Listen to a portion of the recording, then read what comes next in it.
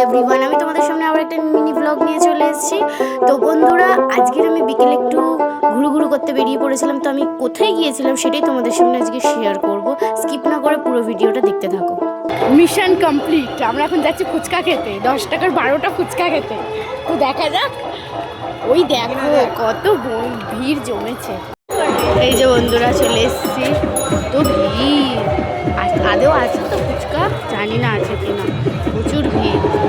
স্বাভাবিক ব্যাপার বন্ধুরা, যেখানে আমরা 10 টাকার 3টে ফুচকা খাই, সে জায়গায় আমি 10 টাকার 12টা ফুচকা খাচ্ছি। তো বন্ধুরা, ভিড় তো হবেই।